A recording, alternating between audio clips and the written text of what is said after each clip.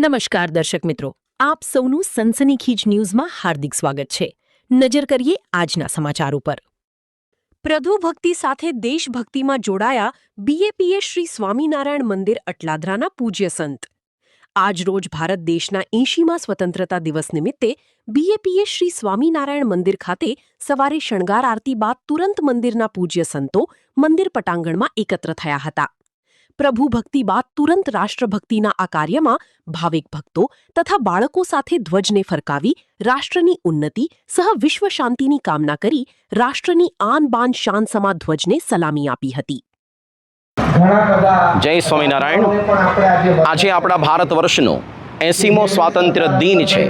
તે નિમિત્તે આજે વહેલી સવારે અટલાદરા બીએપીએસ સ્વામિનારાયણ મંદિરમાં સંતોએ આરતીની અંદર પ્રભુ ભક્તિ અર્પણ કર્યા બાદ આજે રાષ્ટ્રભક્તિ અર્પણ કરવા માટે 50થી વધારે સંતો અને બહુ જ મોટી માત્રાની અંદર યુવકો, બાળકો અને હરિભક્તો અહીંયા ઉપસ્થિત થયા છે। ન કેવળ બીએપીએસ સ્વામિનારાયણ મંદિર અટલાદરામાં, પરંતુ બીએપીએસના 1600થી વધારે કેન્દ્રોમાં આજે આવી જ રીતે રાષ્ટ્રભક્તિ અર્પણ કરવા માટે ધ્વજવંદનનો કાર્યક્રમ સંપન્ન થયો છે। પરમ પૂજ્ય મહંત સ્વામી મહારાજની હાજરીમાં અમદાવાદમાં પણ આવો સુંદર કાર્યક્રમ થયો।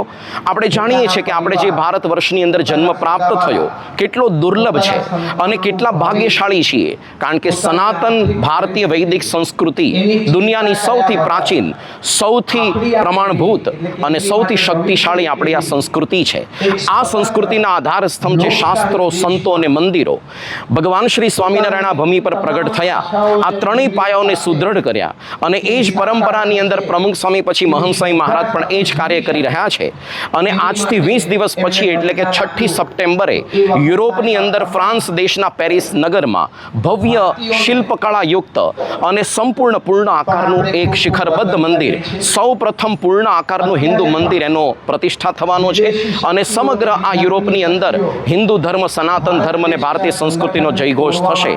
જય સ્વામિનારાયણ। કેટલું થયું?